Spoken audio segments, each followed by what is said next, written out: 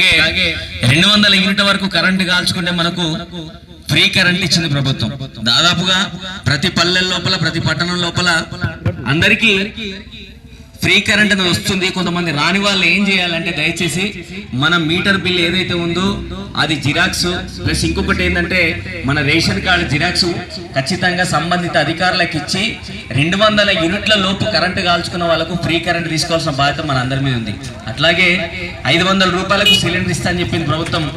మనకు ఉమ్మడి ఆంధ్రప్రదేశ్ ఉన్నప్పుడు దాదాపుగా 1000-2000 పెట్టి సిలిండర్ కొందామన్నా కానీ మనకు బ్లాకులో దొరకని పరిస్థితి ఉంటుండే. అట్లాంటిది ఇప్పుడు 500 రూపాయలకి సిలిండర్ ఇస్తుంది. 500లకు సిలిండర్ రాని వాళ్ళు ఏం చేయాలంటే దయచేసి మన సిలిండర్ షాప్ మన ఆఫీస్ ఏదైతే ఉందో ఆఫీస్కి వెళ్ళి మన ఆధార్ కార్డు జిరాక్స్ మన బ్యాంక్ అకౌంట్ జిరాక్స్ ఒక ఫోటో ఇచ్చి సంతకం చేసి వచ్చినట్లయితే మనకు వచ్చే నెల నుంచి ఖచ్చితంగా 500 రూపాయలకే సిలిండర్ వస్తుంది. అట్లాగే ప్రభుత్వం ప్రవేశపెట్టిన ఇంకొక పథకం ఏదైతే ఉందో రైతన్నలందరి కోసం రుణమాఫీ చేస్తున్నది. అది దశల వారీగా 2 లక్షల వరకు రుణమాఫీ అనేది చేస్తుంది. దానికోసం 34 కోట్ల రూపాయలు ప్రభుత్వం అనేది దీనికోసం మనకు ప్రభుత్వం జగిత్యాల నియోజకవర్గానికి ఇవ్వడం జరిగింది. కాబట్టి ఎవరు ఆందోళన చెందాల్సిన అవసరం లేదు. అలాగే రైతు భరోసా పథకం ఏదైతే పంటకు పెట్టుబడి సాయంగా మనకు పంటకు ఎకరానికి 15,000 రూపాయలు ఇస్తాను ప్రభుత్వం మాటిచ్చింది. అది సంక్రాంతి నుంచి ప్రతి ఒక్క రైతు అకౌంట్ లోపల ఎకరాకు 15,000 అంటే 2 దఫాలుగా 7,500 7,500 చొప్పున 15,000 రూపాయల సంవత్సరానికి గాను ఖచ్చితంగా మన అకౌంట్ లోపల ఉంటాయి. అలాగే తల్లులందరి కోసం ఆలోచించి వడ్డీ లేని రుణాలు మహిళా సంఘాల లోపల ఉన్న వాళ్ళు వడ్డీ లేని రుణం 1,00,000 రూపాయల వరకు వడ్డీ లేని రుణం తీసుకొని ఆ రుణంతో ఏదైనా ఉపాధి మార్గాన్ని పెట్టుకొని మనం గొప్పగా బతికేందుకు వీలుగా ఖచ్చితంగా ఉపాధి మార్గాన్ని చూసేందుకు అంటే ఉపాధి మార్గం లోపల మనం ఉండేందుకు అంటే ఏదైనా చిన్న షాప్ కానీ లేకపోతే ఏదైనా కుటీర పరిశ్రమ పెట్టుకొని గొప్పగా బతికేందుకు వడ్డీ లేని రుణాలు ఇస్తుంది.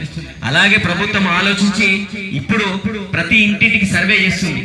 సర్వే ఏంటిదంటే ఇందిరమ్మ ఇల్లు ఎవరైతే అర్హులు ఉన్నారో వాళ్ళకు ఖచ్చితంగా ఇందిరమ్మ ఇల్లు ఇవ్వాలనే ఉద్దేశంతో ఇంటింటికి సర్వే చేసినప్పుడు ఖచ్చితంగా మనం అధికారులకు సహకరించి మన ఇంటి లోపల మన కుటుంబం లోపల ఎంతమంది ఉంటారు, కొత్తగా పెళ్ళైన జంట ఉంటుంది అంటే మన కొడుకు కానీ మన కొడుకులు కానీ ఎవరికైనా పెళ్ళైనా కానీ వాళ్ళది కూడా రాయించాలి. రాయించి మనకి ఎక్కడైతే ఖాళీ స్థలం ఉందో ఆ ఖాళీ స్థలము చూపించాలి. వాళ్ళ అధికారులు వచ్చినప్పుడు ఫోటో తీసుకుంటారు. ఆ ఫోటో తీసుకొని సంబంధిత అధికారులు ఏవైతే అది మనకు పత్రాలు ఏమంటారో అది ఖచ్చితంగా ఇచ్చినట్లయితే వాళ్ళు అడిగిన పత్రాలు ఏవైతే ఉన్నాయో వాళ్ళు మనం ఇచ్చినట్లయితే మనకి ఇందిరమ్మ ఇల్లు అనేది ఖచ్చితంగా శాంక్షన్ అవుతుంది. అర్హులైన పేద వాళ్లకు గూడు లేని నిల్వ నీడలేని వాళ్లకు ఖచ్చితంగా ఇందిరమ్మ ఇల్లు వస్తుంది. కాబట్టి అధికారులు వచ్చినప్పుడు మనం సర్వేకి వచ్చినప్పుడు మన ఇంటి దగ్గర ఉండాలి ఖచ్చితంగా. లేకపోతే మళ్ళీ సంబంధిత అధికారులను ఖచ్చితంగా కలిసి వాళ్ళు అడిగిన వివరాలు మనం తెలియజెప్పాలని చెప్పి సందర్భంగా తెలియజేస్తూ ప్రతి ఒక్కటి ప్రభుత్వం ఆలోచించే విధానం ఏంటంటే ఇంకొకటి ఏంటంటే చాలా మందికి ఒక డౌట్ ఏది ఉందంటే మాకు పెరిగిన పెన్షన్లు ఇంకొస్తలేమంటున్నాయి. ఈ సంక్రాంతి తర్వాత పెరిగిన పెన్షన్లు ఖచ్చితంగా వస్తాయమ్మా, దాని గురించి ఆందోళన చెందాల్సిన అవసరం లేదు. కొత్త పెన్షన్లు కూడా ఈ సంక్రాంతి నుంచి మొదలైతాయి. కాబట్టి ప్రతి ఒక్క పథకం ప్రజలకు చేరువ చేయాలి, ప్రజలకు అందించాలనే ఉద్దేశంతో ప్రభుత్వం మెల్లమెల్లగా దిశలో అడుగులు వేస్తుంది.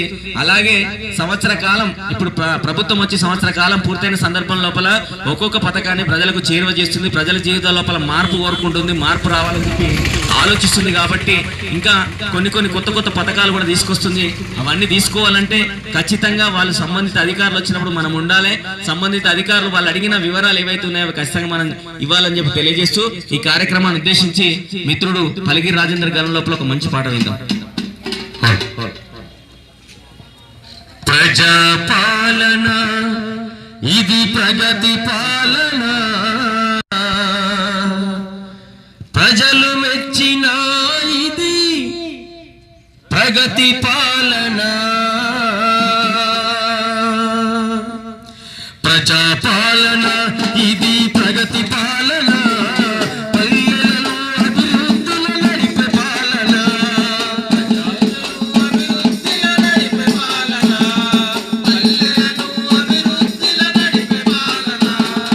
ప్రజాపాలన